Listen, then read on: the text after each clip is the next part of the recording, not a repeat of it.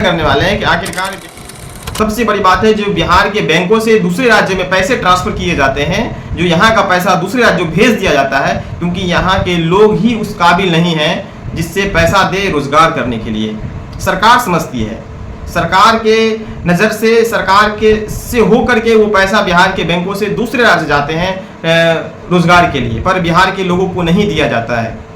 क्यों नहीं दिया जाता मेरे भाई? क्योंकि वो सरकार समझती है कि बिहार के लोग वो कदर नहीं है, बिहार के लोग उस काबिल नहीं है जिससे बिहार के लोगों को अमाउंट दिया जाए, लोन दिया जाए, आपको पूंजी दिया जाए, जिससे आप बिहार में ही रोजगार करिए और बिहार के अपने परिवार कैसे बना दिया बिहार को, और बिहार के लोगों को किस हिसाब से बेवकूफ़ बना करके नीतीश कुमार ने इस 20 सालों में सत्ता पे काबिज रहा और बिहार के लोगों को मूर्खता की सर्टिफिकेट दे दी पूरे हिंदुस्तान में। सबसे पहले आपको बताते हैं कि बिहार में विधानसभा इलेक्शन होने वाले हैं इसी वर्ष, और इस इलेक्शन में जिस हिसाब से बिहार की राजनीति गरमाई हुई है, उस हिसाब से ऐसा लगता है कि बिहार में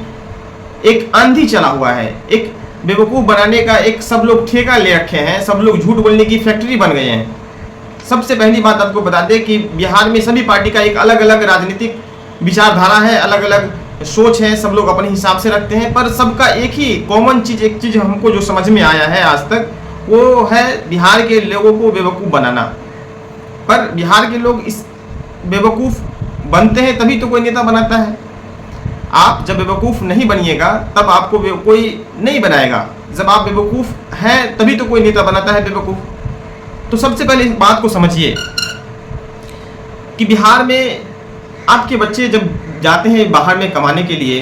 दूसरे राज्य जाते हैं कमाने के लिए, आप चाहते नहीं हैं कि बिहार के में ही रोजगार हो, बिहार में ही एक ऐसा व्यवस्था हो, बिहार में ही एक ऐसा संसाधन हो कि जो हमारे बच्चे इसी राज्य में रह करके अच्छा इनकम कर सके और अच्छी बेहतर तरीके से अपने लाइफ को जी सके। ऐसा बिहार के लोग नहीं चाहते हैं। क्यों नहीं चाहते हैं? क्योंकि बिहार में जो अब तक नीतीश कुमार की सरकार ने 2005 से जो शासन किया है बिहार में और सत्ता पे काबिज है, इस पे आज तक बिहार के लोगों के हित में कोई काम ही नहीं किया है। इसलिए नहीं किया है कि आप इस कदर ही नहीं है, आपको इस चीज़ का चिंता नहीं है, क्योंकि आपको पर्व त्यौहार में घर आना है, जैसे छठ पूजा हो गया, ईद बकरीद हो गई, इसी समय में घर आना है और फिर एक महीना रह के फिर चला जाना है। पर आपने आज तक नहीं सोचा कि बिहार में एक ऐसी व्यवस्था बनाया जाए जिससे बिहार के लोगों का भला हो सके, और उसमें कहीं ना कहीं अगर हम मानते हैं कि अगर सरकार अगर 10% अगर सरकार का योगदान है तो आपका 90% योगदान है। क्यों आप नहीं चाहते हैं कि बिहार में एक ऐसी व्यवस्था बने? आप उस मुद्दे पे कभी भी वोट नहीं किया। अगर आज आप उस मुद्दे पर अगर वोट किए होते तो आज आपके बच्चे इसी राज्य में रह करके एक अच्छा इनकम करते और अच्छी लाइफ के साथ उन्होंने जीते, और आपके पास हर एक सुविधा, हर एक सुख सुविधा होता और एक समृद्ध परिवार होता आपका। आप जिसके लिए वोट दिया वो काम बिहार में हुआ है। आपने बिजली के लिए वोट दी, आपने देखा बिजली बिहार में घर घर बिजली लगा है। आपने किसी भी मुद्दे पर अगर आपने वोट दिया है तो वो यहाँ काम हुआ है, क्योंकि इस वर्ष 2025 है, इस विधानसभा का जो चुनाव होना है, इसमें आपको रोजगार के नाम पे वोट देना है, न कि धर्म के नाम पे, न कि जाति के नाम पे। इस वर्ष अगर आप अपने बच्चों के लिए अगर रोजगार के नाम पे वोट देंगे तो आने वाला मुस्तकबिल आपके बच्चों का बेहतर होगा, और आने वाला जो कल है बिहार में उद्योग लगेगा, फैक्ट्री लगेगी और यहाँ रोजगार पैदा होगा। ये सरकार के देख रेख में होती है, नीतीश कुमार के देख रेख में ये काम होती है।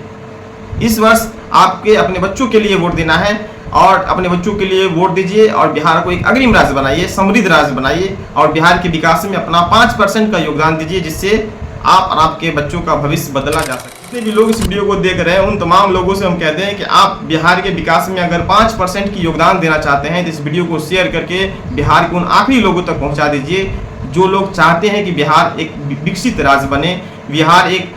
अग्रिम राज्य बने, बिहार एक बेहतर स्टेट बने। उन लोगों तक आपका भाई अरमान बिहारी यूट्यूब चैनल पे आप तमाम लोगों से हाथ जोड़ करके विनती करता है कि आप लोग बिहार के विकास में अपना योगदान दीजिए। जाति धर्म से ऊपर उठकर आप अपने बच्चों के लिए वोट कीजिए। जय हिंद।